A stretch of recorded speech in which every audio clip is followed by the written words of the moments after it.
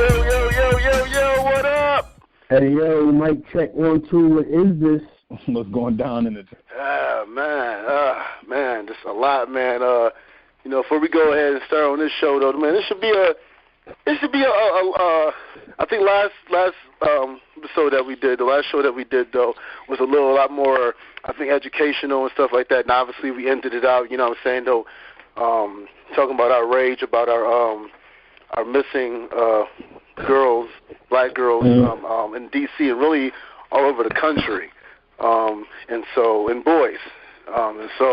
You know what I'm saying, though, I think this show is going to be a little more light, but it's obviously going to be still informative. We're still going to be spitting that truth, though, and, you know what I'm saying, though, it might take us to areas where we might get a little passionate, though, but I don't think as much, though, man, though, but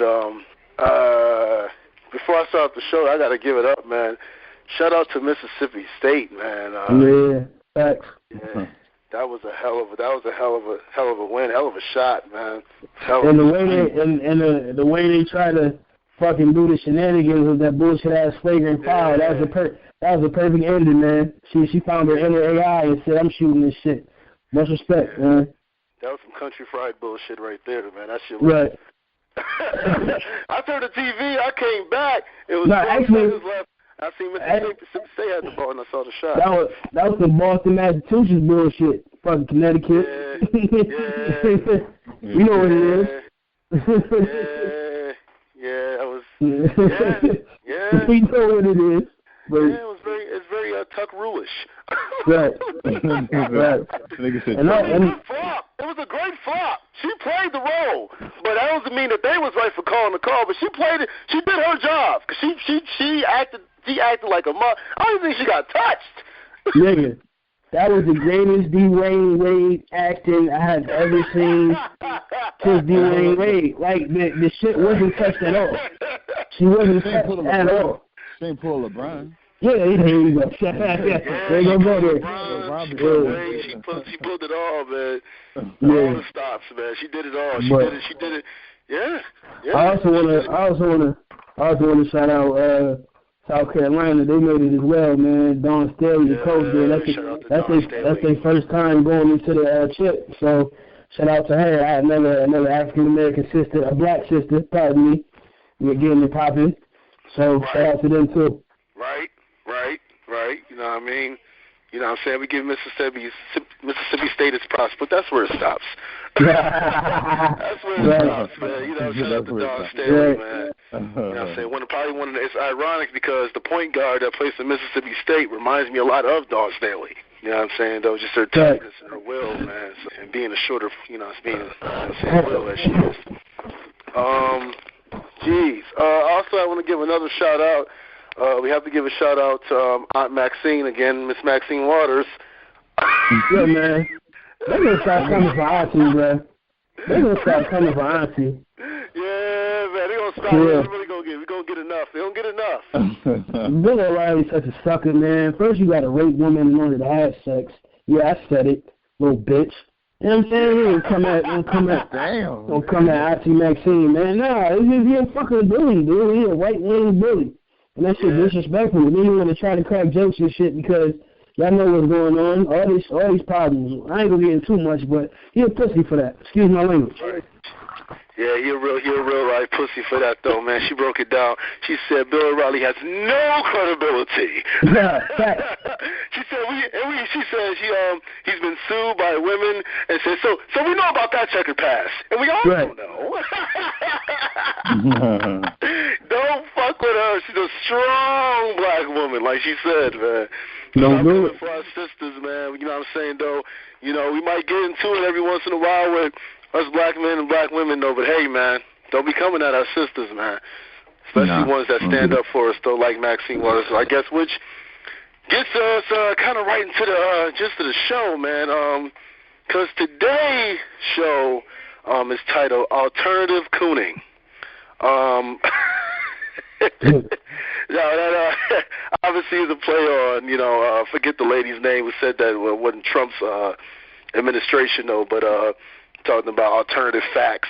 And so, you know what I'm saying, today we're going to focus on those who go into the line of fire, even despite, you know what I'm saying, some jobs they may hold or whatever, though.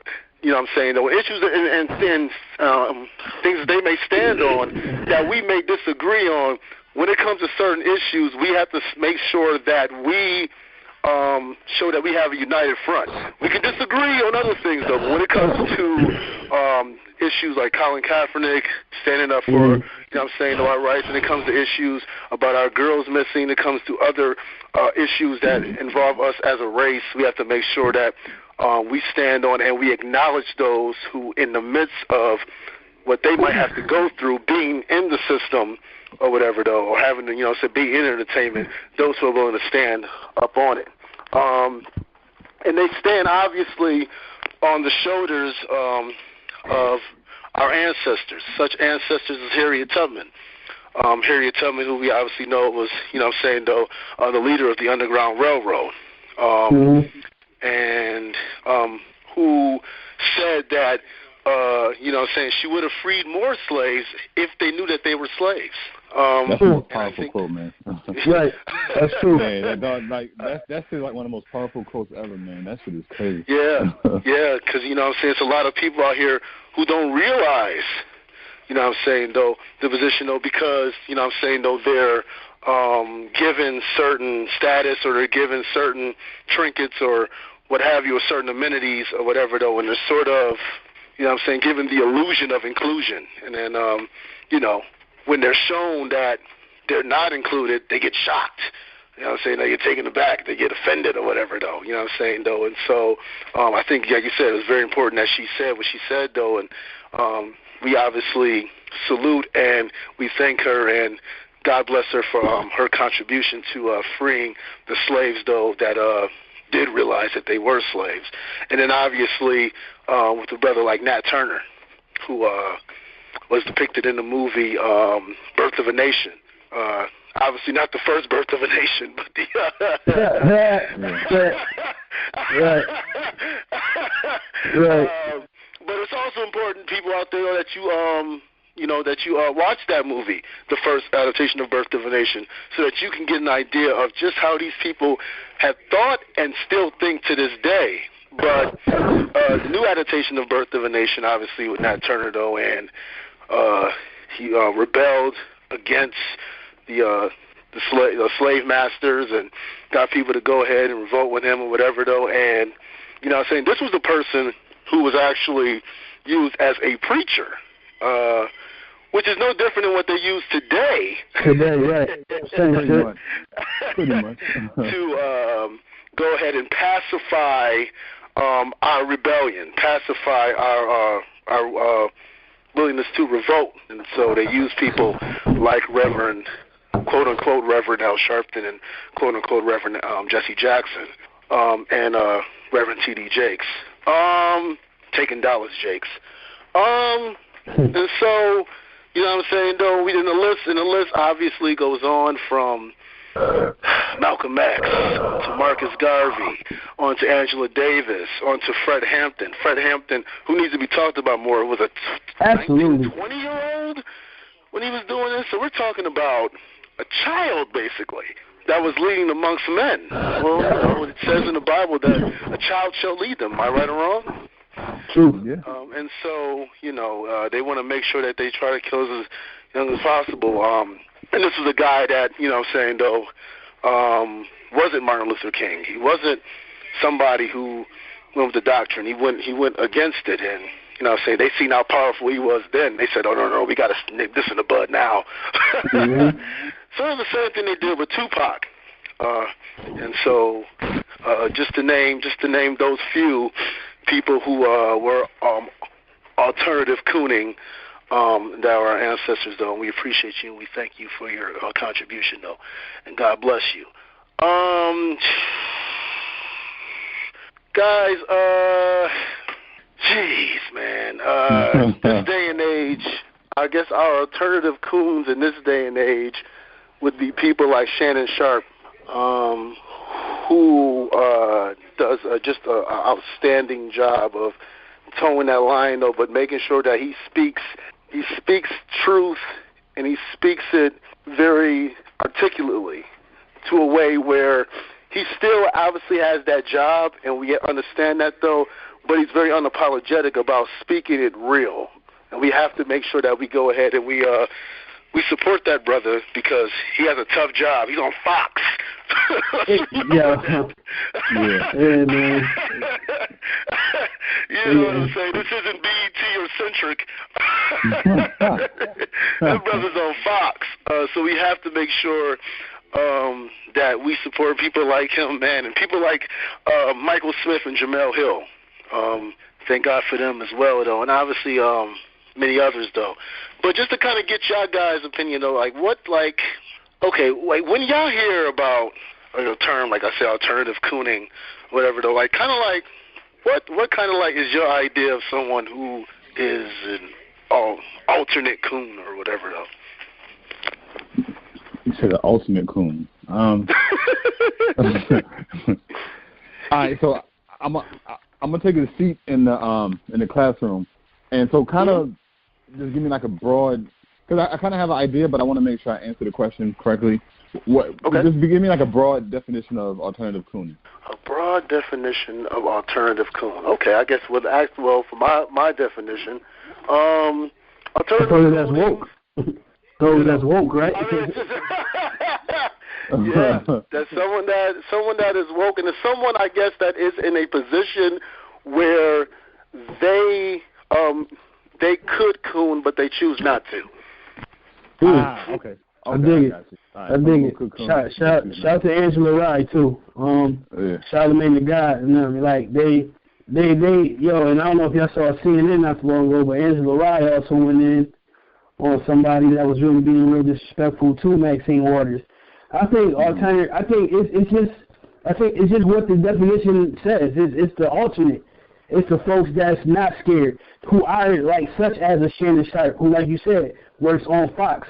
Well, and we all know what Fox is about. Fucking Bill O'Reilly works for Fox. Like those cats can choose to shut up and continue to get checks, but they don't. They continue to tote the line and sometimes go over the line to make sense of all of it. Colin Kaepernick, you know what I'm saying? And we're gonna get into that later, most definitely. But he's in a position where he can shut the fuck up, because let's all be real, he is being blackballed. He can shut the fuck up to try to get his job back, but he doesn't. You know what I mean? He just sent a plane to Somalia full of fucking food and all types of supplies. Like, you got cats that's in position to think about themselves, but they don't. And I think that's what alternative cooning mean. I could be wrong, but I feel that's the definition of it. Charles, what is kind of like your whole deal on like the people, like, saying that we would call alternative coons? Well, there's D.L. Hughley. Thank you. No, D.L. Hughley has been speaking out recently. And matter of fact, he was on Fox, and he was arguing with that racist bitch, Megyn Kelly. Right. And they cut the interview short because he wasn't backing down from what the hell she was saying. And y'all know me, like, I don't usually call women bitches, but that white chick, Megyn Kelly's a fucking bitch. No, racist Charles, white no, bitch. no, never call a woman a bitch, though, but you can call a bitch a bitch. Sorry. Preach. True. Preach. So you let the devil in? Go ahead, Charles. Sorry. Yeah, man. So the whole thing with D.L. Hughley speaking out, and like T said, Colin Kaepernick, and some of these guys, athletes and actors who have this influence, and they're choosing to stand their ground because they can easily, like, for example, what Dave Chappelle did, right? They wanted to bend Dave Chappelle over and shut up right up his ass. He said, "You know what? Fuck y'all. Take your $50 million. I'm out this bitch." Right? So those are the type of people that we need to stand up for black people, showing that, hey, this is bigger than $50 fucking million. This is bigger than $100 million. And I think through that act, Dave Chappelle experienced some type of, well, of course, the physical enslavement is gone, but mental enslavement as well. Yeah, and it's important that we make sure we stand by them. And the reason why I'm going to drive that point home, and you guys made great points, though, you know what I'm saying, though, on what my idea of alternative cooning, though, was to be, though. So I thank you guys, though, man. And it's important that we stand by because, let me tell you something, they will let you especially if you're getting certain ratings, go as far as they want you to go. But eventually, that notice will come in the mail. That nigga, you doing too much. Now do what we tell you to do. And I think it's important before they go into the Steve Harvey or Stephen A route, forget where the fuck they come from, that we show them love, that if these crackers over here, and again, I'm not talking about all white people, but I'm talking about these crackers who are really in the background, who really run shit, decide to come at these people, we have to make sure that we have a united front with them to stand by the people who have this platform that decide to go ahead and speak on behalf of us as people, as a people. And a lot of times we don't. A lot of times, you know, saying though they put out certain things and we immediately turn our backs on them. You know, they call Dave Chappelle a crackhead. We turn our back on him. Mm-hmm. He's stupid. They call Cat Williams crazy. Cat Williams has always been crazy. But he speaks truth, even in the midst of it. And sometimes they say that there's not much, you know what I'm saying, much of a divide between being crazy and being a genius. So he's always been that. With Bill Cosby, what happened was Bill Cosby started to feel himself too much. So he started to say stuff, and it didn't resonate because he said it as he was sitting on, kind of on his own, like looking down on us instead of being with us. And so for those that do stand up, we have to make sure, though, because they are coming. It may not be today. It may not be tomorrow. But they'll be coming for Shannon Sharp. Oh, shit. Trust me, they're waiting. That's why they got that motherfucking, as Corey Holcomb calls, they got the moist guy with them on the show. Skip Bayless, because they're waiting to set him up. And so we have to make sure that we stand by these people because they're sacrificing a lot. You may not see it yet, you know what I'm saying, though, but they're sacrificing quite a lot. And Michael Smith and Jamel Hill and others, and obviously, you know what I'm saying, we'll get into it a little later on down the line, obviously, with Colin Kaepernick and even people such as Nick Cannon, who's set for down in the line of fire. So I guess getting into my next question, guys, like I was saying, we see a lot that when these people do what they do, and stand up for us and speak out on such social injustices, social matters, and racial injustices, we see a lot that, you know what I'm saying, white people obviously go against them and call them this and saying they're using a race card and stuff like that, though. And we expect that. You know what I'm saying, though? You know what I'm saying? This vaccine, like I said about vaccine wars, that has no credibility to me, though. But it's almost like it seems that even more we go against them for saying, oh, they're risking money, or they're risking this, or they're risking that, though. And so I guess kind of, without going into too much myself, just to kind of get the question to y'all, though, why do y'all think that it is that these people that stand up for us seem to be more vilified by us than by other races or other, you know what I'm saying, though, other people? Like, why do y'all think that that's the case? You got anything to say on that? I think we kind of touched on it a few shows ago. My bad, Chuck. My bad, go ahead. No, you good, Pete. You go ahead.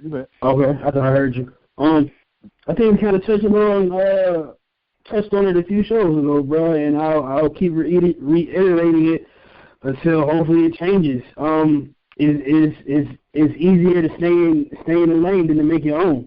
You know what I'm saying? It's easier to stay brainwashed than it is to research and go against the grain, because and a lot of shit ties into it, man. Because we all been black all our lives. We see what the fuck going on, and they hate us. So if you don't want to be hated, well, let me just stay in my corner. Let me not fight back. I like my job. Let me keep my job. You know what I'm saying? It's the new slave mentality. Even it's easier to maintain your situation because you don't know what's going to happen if you do rebel. You know, people are scared of the consequences as well. There's many different reasons. We can go into it, but at the end of the day, and I know I'm repeating myself, but it's just like it's easier. If that makes sense, it's easier to stay in your lane than to make your own. Stay in other people's lane than to make your own. It's easier to say, oh, Colin Kaepernick tripping, he's bugging, he going against the flag and this, that, and the third. It's easier to say, well, damn, Dave Chappelle is a crackhead. We know niggas like that. You don't know not a nigga that goes to Africa to get crack. No, you don't. You don't read between the lines and what the fuck going on. So it's easier to stay blinded.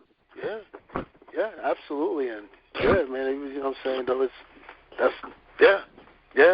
It's easier to be comfortable, man. Charles, is there anything you want to add to that? So outside of slavery, the worst thing that Europeans have done is to get black people to hate each other.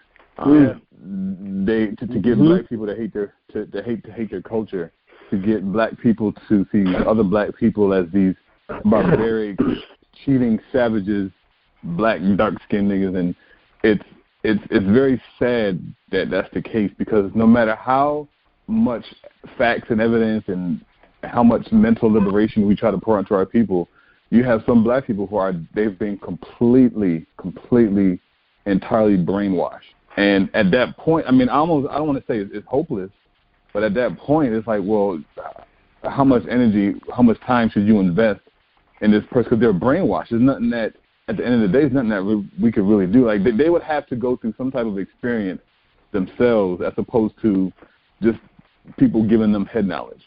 And I think that's the biggest challenge, is that we don't unify. I know we preach it over and over again, but we don't unify. And then when we do have a Colin Kaepernick or a D.L. Hughley speaking out, we're like, well, no, tell that nigga to be quiet. You know, he gonna mess us up, man. I like my job. I'm not gonna lose my job on NBC because he's talking up. It's fucking crazy, man. We have some spineless motherfuckers today, dog. We really do, man. The days of MLK and Malcolm X's, man. I don't know of a modern day Malcolm X or Martin King. I don't know of one. I really don't. I think it's coming back though. Not to just what you said at the end, like, you know, shout out again to the Colin Kaepernicks and to those folks. Like, you kind of see it now going against the grain, but you're right, Chuck. I mean, shit, look at our grandparents, man. Got to be in church Sunday. You instilled in the church growing up. Wednesday was Bible study. Thursday was usher board meeting. And you was damn near with your grandma. Like, it's been embedded in our brains for generations, man. I had it. My bad. Hey, I had to throw that out there. No, you're good, man. But hopefully the days of those Malcolms will be coming back through the Collins and the Nick Cannons and the Dave Chappelle back talking his shit. So we got to follow suit. Absolutely. I agree 100%, man. I think, well, getting to that point, I guess, we have to get out of the mindset of looking for a singular leader in the first place. Yo, say that again, bro. Preach, bro. That's real. Out of the mindset of having a singular leader. And as Charles, you said, the brainwashing, what they have done is they have convinced us to look for one person, look for one thing, and the power is right here amongst all of us as a people. Like you say, what we're dealing with is that we're dealing with this is how I feel. I feel like conscious goodness is less powerful than subconscious evil. So unknown to yourself, you have a mentality though you don't even know it. You know what I'm saying? You ever see somebody just wake up and be like, "Yo, I want to fight today. I don't know why." You're like, what's wrong with you, nigga? And then the kid would say, "You gangbanging at breakfast?" But it's a mentality that we have in us, and like you said, it's been instilled. And you know what I'm saying, though, and like you say, Pete, man, we go to church, try to you know what I'm saying, though, try to find something, you know what I'm saying, though, and then you have this charismatic person up here who's talking and saying all these words, though, and reading from his book. Let me tell you something right now. I'm going to say this, and I don't give a fuck how anybody feels about it. I don't give a fuck what church you go to. I don't care who's your pastor. If your pastor is reading from whatever book or ever, you know what I'm saying, book of in the Bible, that's in the Bible, I don't give a shit. If he's not talking about the fact that we have girls out here who's missing, that may not be the church for you to go to if you're a black person. If he's talking about faith and hope, but he's not talking about us organizing and unifying and coming together, that's probably not the church that you need to go to. And I think, like you said, we look for that. We look for that thing because that's what we were told to do. And of course, I'm saying though, that's when we were brought here. That's what we had. Yeah. We had a master. All these slaves, strong, built, and all that stuff, and here you have this one master and maybe another person who would whip them. That's pretty much it. When we all revolted, we would beat their ass. A la Nat Turner. But we didn't. We were afraid. And of course, Nat Turner would try to go ahead and get other slaves, though, and I'm pretty sure, just like with Harriet Tubman, they turned him down. No, we's doing good. He's feed us. Yeah. We does all this stuff. But for those that do read the Bible, in the Bible, in y'all book, in y'all book, it said that, was it Moses went to Pharaoh and to try to free his people, and they didn't want to go. He said, okay, what I'm going to do is, God said, he went back to God, he said, I know, I don't want them. I want the children, because those are going to be my soldiers, those are going to be the warriors, those are going to be the ones to rebel. Well, we are living in the day and the age of that. Not in the age of Malcolm and Martin. That's past. We're living in the age now where we do have warriors out here. They just have no guidance. So now, myself, and again, we're dealing with our own afflictions. Because someone might look at me and say, oh, well, Mir, you still drinking stuff. Look, I'm not perfect. I don't claim to be. I don't claim that anyone who I'm talking about, who I say is alternative coon, is perfect. I don't look at anybody as a perfect entity, though. But, like I said, on certain issues, we gather together. The things that we can disagree on, that's, you know what I'm saying, though, that's not really that important or that serious of an issue or something personal or whatever, though, that's all right. But on certain issues, we gather together, either with us or against us. And so we have to be those ones that stand on it. The ones. Not looking for the one, but those ones that are willing to go ahead and speak out truth to these next ones, because these kids are warriors, and they ain't afraid of shit. These little motherfuckers ain't afraid of a goddamn thing. And they ain't trying to listen to nobody unless you speak that truth. And it's a shame when someone like Farrakhan is 80-something years old is more listened to than a lot of people who are more probably 40 or 50, because they're all trying to speak that passive shit, and they don't want to hear that shit. They don't want to hear that shit. They don't want to hear that bullshit. No. Fuck out of here with that bullshit. You mean pray? We getting killed out here. The fuck you mean? The fuck you talking about? The fuck you talking about? I wouldn't put that under the practical category. Right. Yeah, you know, crazy, it's good. Man. Like it's good. Like we're not saying prayer is bad, but we're talking about practical. Like if there's a gun to my head and I'm in prayer, there's a problem. There's a gun to my head. I don't know if I'm going to work in this. Right.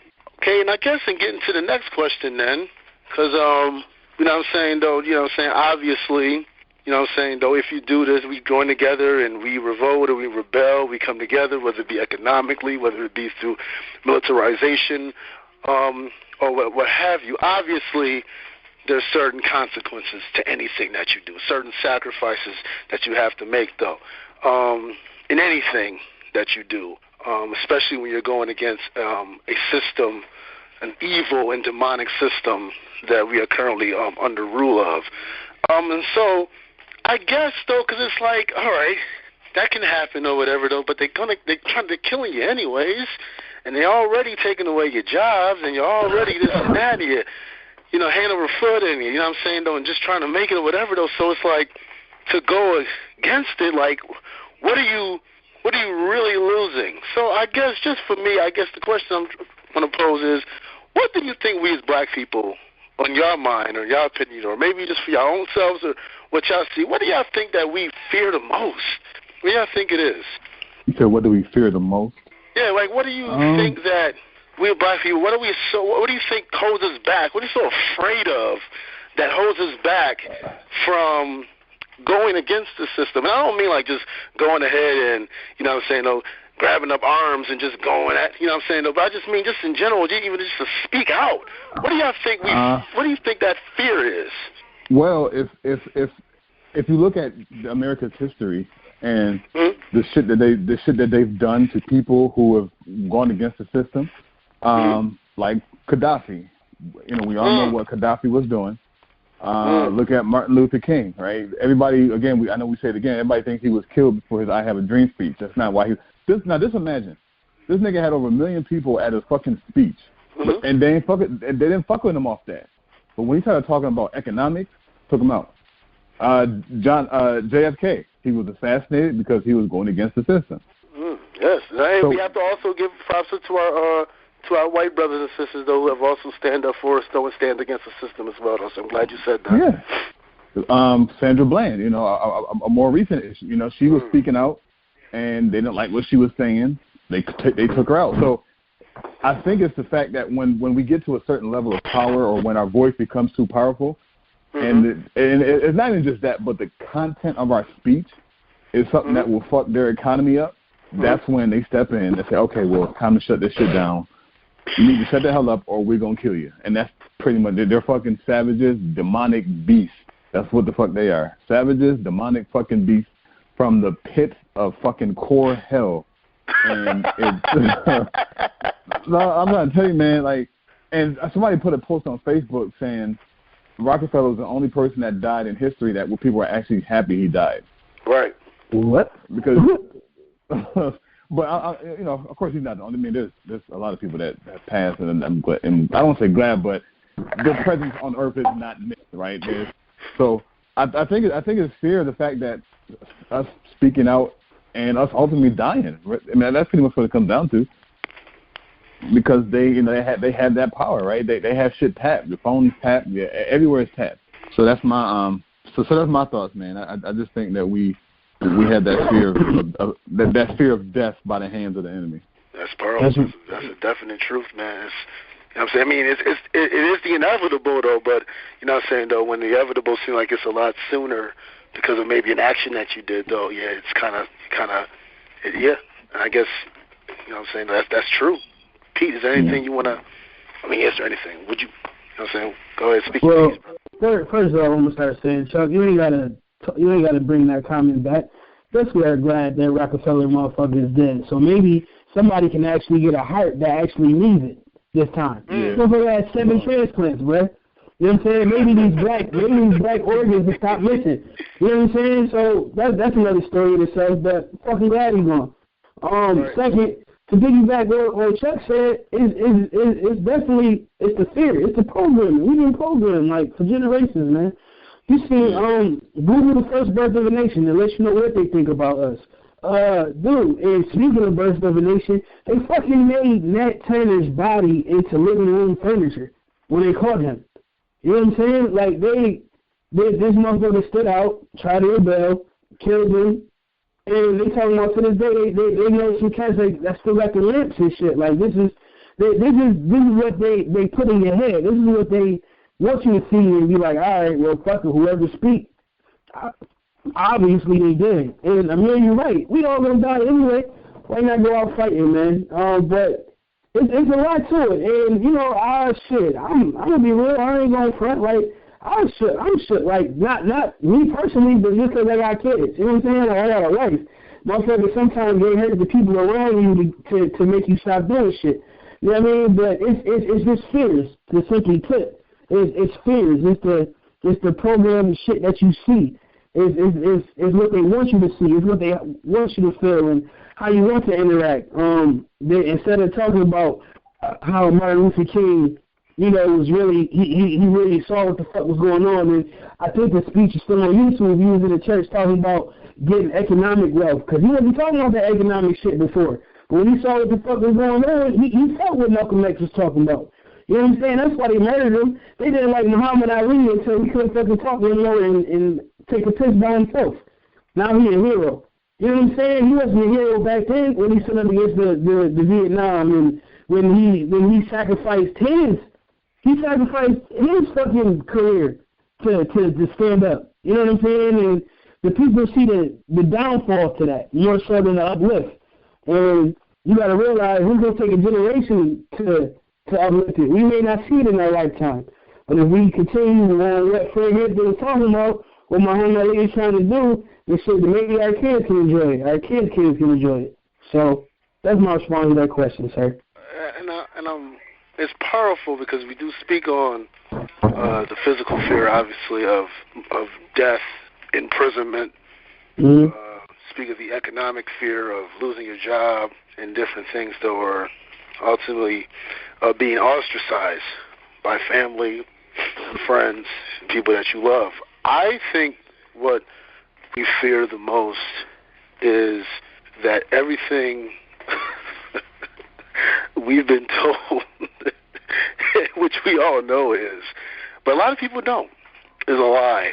And there's something innately in you that lets you know that. And I think it's kind of like if someone in your family does something, and you go, and inside you're like, I know this motherfucker did this. But now, you know what? No, they didn't do it. They didn't do it. And what we've been taught to is believe, is have hope and faith. And I think it is a fearful thing that something that you've had faith in that will change ultimately shows you that it never will. It's kind of like a drug addict in your family. You just want to believe that they're going to finally get off drugs, and they never do. Well, this is kind of like the enemy here. We're told to pray for our enemies. We're told to love thy enemy. We're told to stand by thy enemy even in the midst of it. Love them. Love them. Yeah, they killed your kids. The cops killed your kids, though, but love. That's what the Bible says, man. Right, yeah. So love them. But ask those same enemies if they love the Taliban. Ask those same enemies if they prayed and loved the Japanese who bombed Pearl Harbor. Ask those same enemies how they feel about the people who committed the crimes during 9/11 or was reported. Man. You about to open a Pandora's box. Ask those same enemies how they feel about those who do evil to them. And what they want is off with their heads. They want war, but they want you to love them, but want you to join them in hating somebody else. Facts. So when you've been conditioned and think like that, and then it comes to your mind like, oh shit, damn, nah, they gonna change. Nah, they gonna change. It's kind of like if you're in love with somebody and they do you wrong, and they continue to do you wrong, you take them back. Do you wrong, you let them go, you take them back. You know what I'm saying? Because you love them. You know what I'm saying, though? Because every once in a while, right, they might actually do some right. You know what I'm saying, though? They might give you some things, or give you status, or give you money, or this and that, though. But they always come back and, you know what I'm saying, though, and do you wrong, and do you dirty. You know what I'm saying, though? Whether it's the woman who gets beat, or the guy who gets cheated on by the woman, or whatever, though. This is what we continue to do, and this is what we continue to taught to do. And I think even more is that when we're fearful of the fact that, I mean, you know what I'm saying, it's like you said, with our grandmothers, our great-grandmothers and stuff like that, they were lied to because that's what we've been taught to. So now we got to kind of live with the fact that, okay, you know what I'm saying, though, because it's easier to think that someone, and not to say that the intention wasn't noble, but it's easier to go that someone died underneath you know what I'm saying, though, noble intention, of nobility, especially when you love them. It's hard to go someone died because they were lied to. That hurts. That fucking hurts, and that's what we kind of deal with. I think that more so, because it's like there's something innately goes in you that this is bullshit. When you get somebody and they speak to you and they come with facts and they come with this truth, and you just I can't see a place where you just go completely ignore it. But a lot of people, you know, it's like you said, it's easier to be comfortable, and so I think that's the fear that we have the most. You know what I'm saying, though, but it's deep. Very fucking deep. It is, man.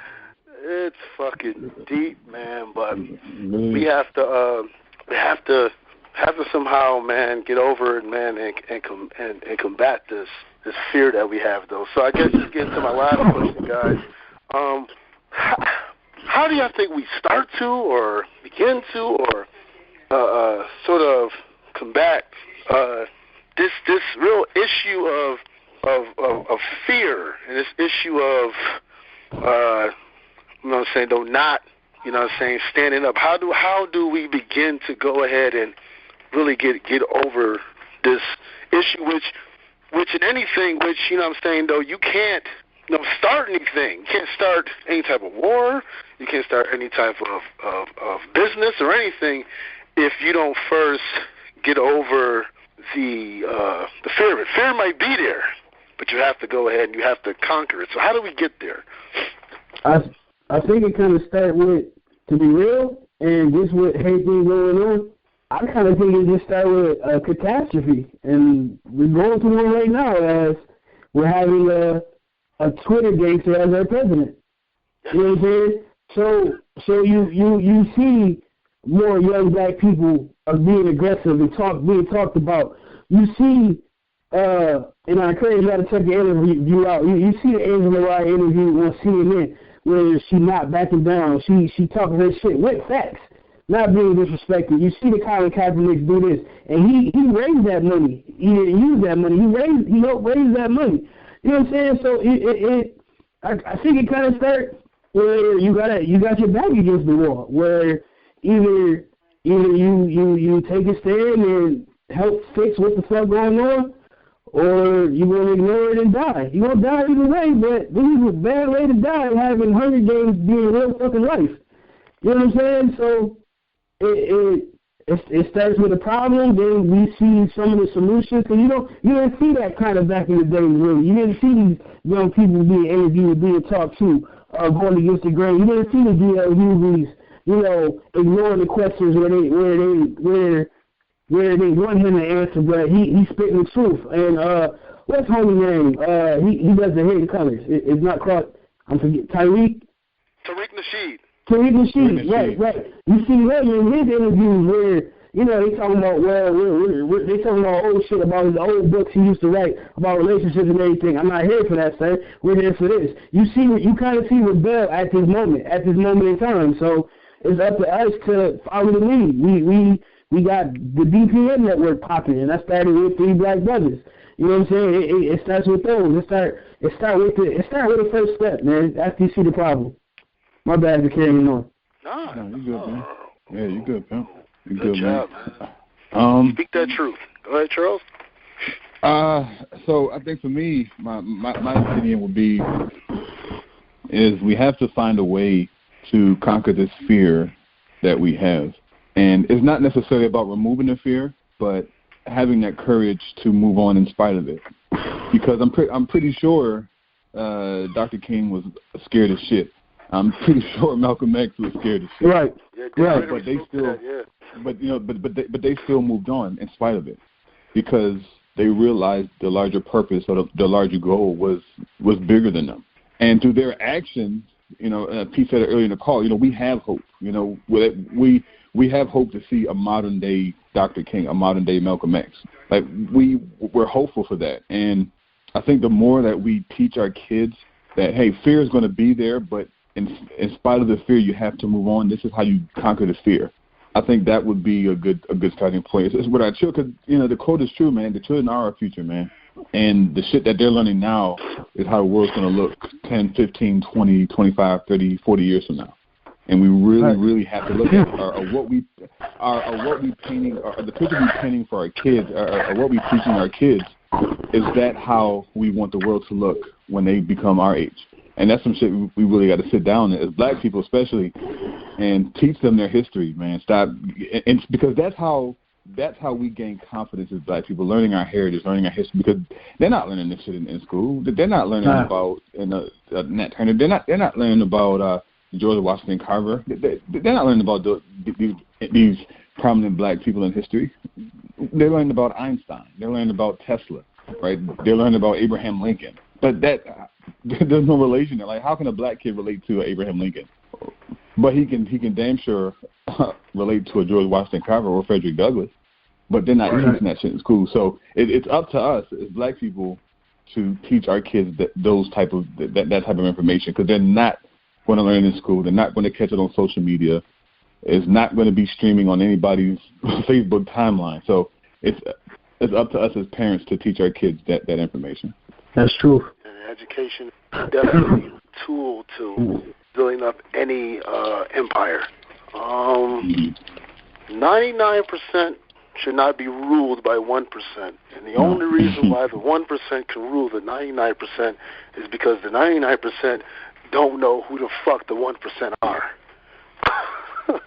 The people that you see on TV that are viewed as the 1% aren't the 1%. Trust me, Donald Trump is not part of that 1%. May seem like it, but he's not. Rockefeller was, though. Yep. Rothschilds, all of these other people who sit in the background. And I think it's important that we acknowledge, thank you, Dick Gregory. Thank you, Lord Jamar. Thank you, Professor Grass. Thank you, rest in peace, to Dr. Francis Cress Wilson. Thank you to Michelle Alexander, though. Thank you to all of those who make sure, because sometimes you fear the boogeyman because you've never seen him. So you only fear what you're being told. And I think a lot of times we have to get to the point to where we expose those as we read and find out more information about those who are the engineers of the evil and the demonic things that go on. And so that's why I thank these people. And I think that's how we'll begin to combat it. What did Biggie say? Niggas bleed just like us. So, if we could show that these people they're real, they're people, and if we join together, they're not stronger than us. And I'm not just talking on us as black people level. I'm just talking about us as people. And so I think that's how we'll begin to combat it. The fear, though, because, you know what I'm saying, though, you fear the unknown. That's why people fear hell. People fear dying. They don't know what's going to happen, right? You know what I'm saying, though?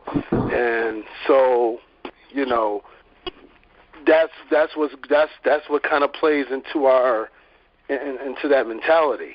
And so I think how we combat it is making sure, like you said, we educate about ourselves, though, obviously, Chuck, as you alluded to, and the kings and queens that we were for over here, and the people that fought, and you know what I'm saying, the abolitionists and the people who revolted, and then on into people, you know what I'm saying, though, who were the inventors that we had, onto the people that went against, obviously, into the civil rights movement, into the Black Panthers parties, and so on and so forth. And so, yeah, it's important that we teach about that. But it's also important that we expose the ones who rule, and so people will know and be educated about them. Though you can't go to war without not knowing your enemy. You have to know what you're up against. So I think that's how we'll begin to combat the fear, though, and prepare ourselves in our minds, so that when we do go through what we have to go through, that we know what we're up against. I don't think a lot of people know what they're up against, though. And so, you know what I'm saying, because you don't know, you fear it. I don't know what's going to happen. Well, if you know about these people, you know what's going on, you know the plans that they have that's in line, other than just the bullshit that they show you on TV. Then you begin to get a better understanding of things, though, and understanding is important, though, because it helps you to prepare for what you're going up against. Anything you guys want to kind of add, or you know what I'm saying? Nah, I mean, you hit it on the nose, man. I was perfect answer to that question, that last thought to that question. That's true. And then just to real talk, Chuck, it goes back. You know, it's funny, like, you don't think about shit until you have conversations like this and everything, and like talking about how the parents have to be in charge of teaching the kids, and it takes you back. And then that's a perfect example. Like, you know, I went to a Catholic school. You heard about Martin Luther King and blah blah blah, but you know, you always had to do that report during Black History Month about such and such that influenced you or whatever. And my pops made me do Gary Morgan. You know what I mean? Yeah. So, and because of him, they didn't teach me that shit in school. You know what I'm saying? They didn't teach me about the Nat Turners and, you know, the vendors, the like you said, George Washington Kyrers, you know what I'm saying? The W.B. Du Bois, the writers. And so it's up to us as parents to that's how it sparks. So I agree 100, man. First teachers of our children, we have to make sure that even once they go into the public school system, that we just stop teaching them and let the enemy teach them. You can't just, all right, I got them, you know what I'm saying, up until the age of their 4, and then for the next 14 years, I'm going to let you have my child. Just teach them whatever you want. Put everything doctrine you want to put into them. And then when they're back and they're 18, right, you know, they go to college for another, maybe if they go to college, for another 4 years. So it's really, 18 years that you have allowed your kid to go into a school system that is corrupt, that you know is corrupt. You know why you know it's corrupt? Because it has corrupted you. Yeah. Yeah, we have to make sure, though, man. God, I don't know. I haven't read any more about the sister who had her kids taken away from her. I'll get more information on that, though, and give you an update on what's going on with that, though. But, yeah, I mean, like I said, man, you know, sometimes you have to move in silence. So, unfortunately, even, like you're saying, maybe being in the school system, though, but just make sure that, you know what I'm saying, when they come home, they get real education. Because they're teaching your kids how to do addition by going through 10 different processes. They call it new math. Yeah. What the fuck that is. Man, listen. What is new math? Whatever the fuck that is.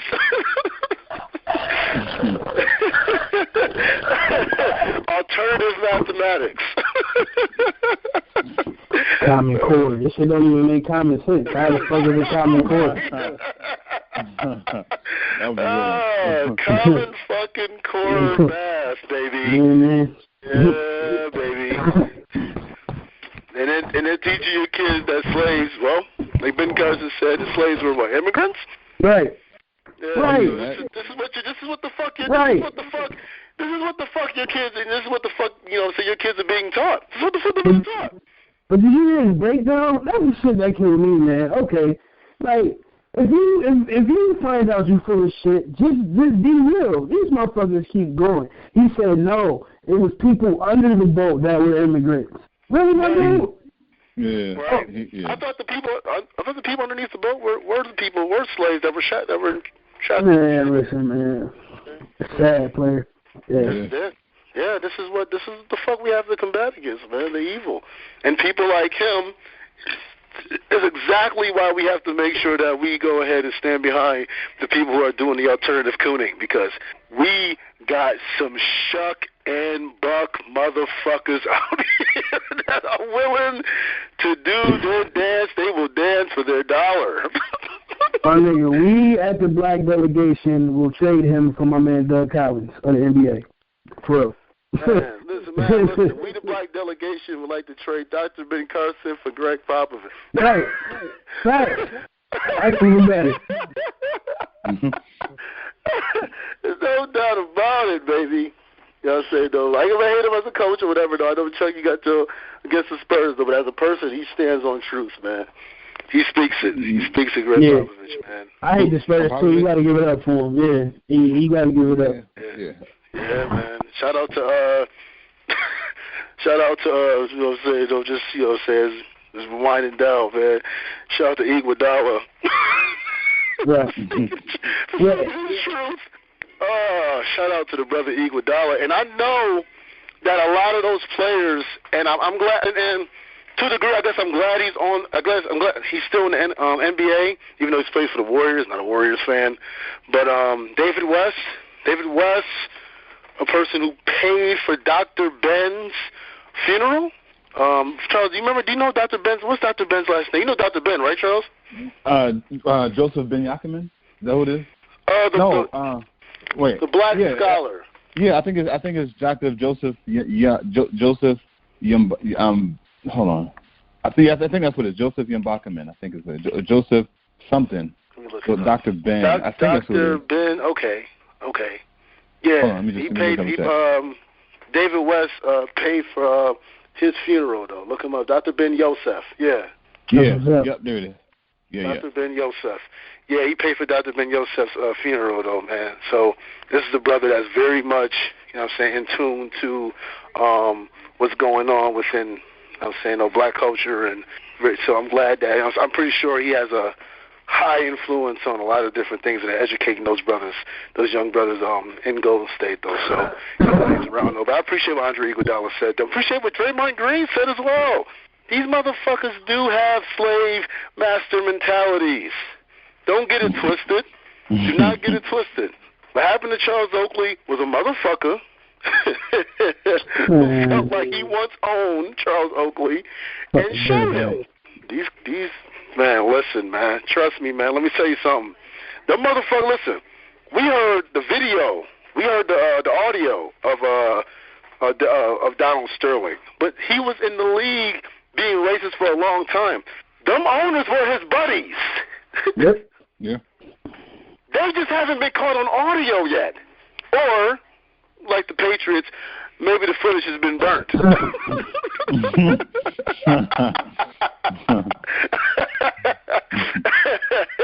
But trust me, man. Trust me. Them owners are just got the same fucking mentality. Ask Jordan about, what's the guy that was the owner for the Bulls? I forget his name. Strauss, something, Strauss. Yeah. Ask him. And so, trust me, these motherfuckers, man, they might give them millions of dollars and stuff like that, though. But let me tell you something. You make $10, $12, $15, $20 an hour, and your bosses think they own you. Imagine how somebody thinks if they give you millions. Mm-hmm. Yeah. Remember, dog, they don't think they own you. They know they own you. Right. Yeah. That's what look at you like, motherfucker, I dare you to go ahead and just go ahead and leave off this job. You making what, $12, $15 an hour, $20 an hour? How do you think a motherfucker gonna look at you and you making millions? You go right ahead. And we got a contract? You might just leave a little bit of money. This motherfucker is leaving a livelihood. They taking care of their entire family. Some taking care of their entire community. Leave this money. Leave this money if you want. Now you either gonna do what we say, nigga, or you can forget about it. Ask Muhammad Abdul-Rauf. Ask Colin Kaepernick. Okay. Yeah. What's homie name? What is that, homie? The from the Bulls, the 3-point contest winner, and he played for the Bulls. The African dude. You said, Craig Hodges. Yep.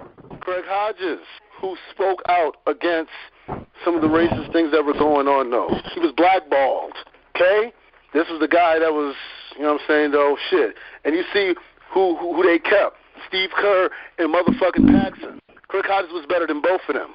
And he had a little bit of game, though. That's all they could do was shoot. Right. Muhammad Abdul-Rauf, who wouldn't stand up for the Pledge of Allegiance. I didn't know that was a requirement. Yeah, pretty much. Right? This is a Muslim. Other than he didn't want to stand up for it, though, because of the injustices, though. And that's like Shannon Sharp says. We are at a point now where we're worried about more than the action than why the action took place in the first place. Why is Colin Kaepernick kneeling? Why did Muhammad Abdul-Rauf sit down? Why did Craig Hodges do and say what he said? Oh, we don't want to get into that. Shit, fuck that. We don't get into it. We don't want to get into that. Let's look. That's not the point. That's not the point. That's not the point here. You know what I'm saying, though? But we have people that voted for a president who want to ban Muslims, and now we're asking who wants to ban a religion, basically? Because what defines a Muslim? Where you're from or what you practice? All people from the Middle East don't practice. As a matter of fact, there are millions, if not tens of millions, of Christians in the Middle East. We ban them? Pretty much. There are people who are atheists in the Middle East, agnostic in the Middle East. Do we not ban them? There are white Muslims. Do we ban them? And I'm not talking about white people who live in the Middle East. I'm talking about white people who live in Denver who practice Islam. Do we escort them out? Where do we draw the line?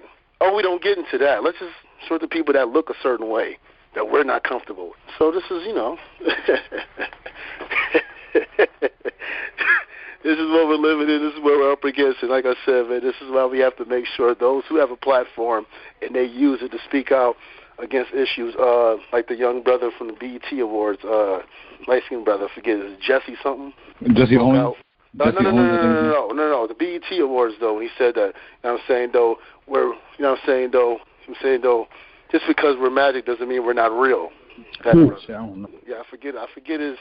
Hill Hybrid? Huh? Was it Hill Hybrid that said that? No. I forget his name, though, but, I forget his name, though, but at the BET Awards, though, he spoke out against it, though. What was going on, though? Oh, okay. Jesse Williams. Yeah. Jesse Williams is his name. Yeah. Another one. The Grey Anatomy dude. Gotcha. Right. Who spoke out against a lot of the issues that's going on. And another alternate view. Yeah, man. It's a lot of work that we have to do, though, man. But we just got to be willing to go out and we have to do the work. Yeah. Yo. Okay, man. Before we go ahead and close out on today's show, though, man, you know what I'm saying? Anything you guys want to add? Last word, man? Hey, man. Fucking Colin Kaepernick is being blackballed, okay? And this shit is not cool. Right. This shit is not cool, man. Like, straight up. And the shit that kills me is, and it's not all white people. It's not. But the majority, y'all keep adding shit to keep this man blackballed. First is because they're trying to say he's shitty. Yeah, he went down a little bit, but the team was shitty. He had nobody to throw to. And his actual numbers last year weren't that bad. Then they go, he has a vegan diet, and that concerns some of the owners. Fucking Tom Brady is vegan outside of the season. Like, come on, man. When did this shit stop, man? I don't get it. I don't understand. I know you're at the end.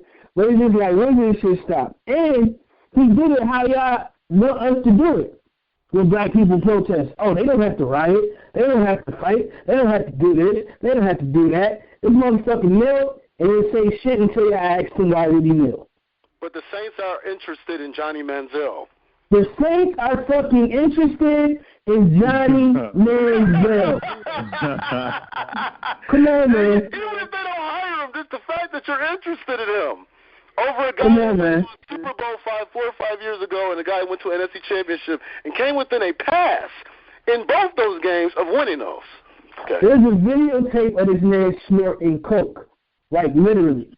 But nah, the Saints is interested. So I ain't gonna get into that heavy, but it's bullshit. It's bullshit, man, and it's sad. It's fucked up. So we gotta counteract that shit somehow, some way. And 2 fingers means peace. Chuck. Yeah. You know, the fuckery continues, man. Is and I think and it's not going to stop. It's like a show, a movie, dude. The fuckery continues.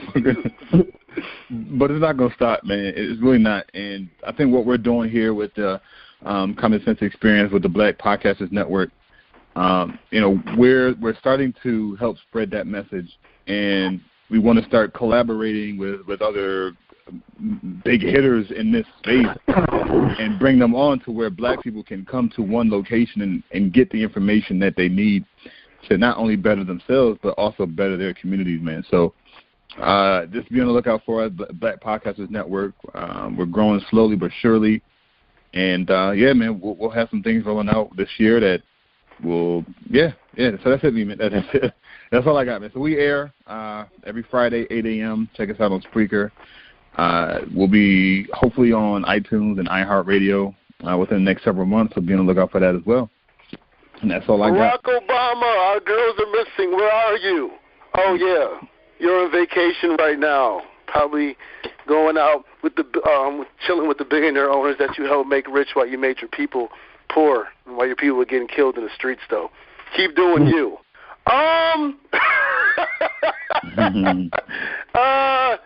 Like I say, man, God loves y'all. I barely tolerate y'all out there, though, man. Like you said, man, you know what I'm saying, though, this is not only a show, man, this is a movement, and looking forward to big things, man, going down. Let's get it, man. Peace. Doses.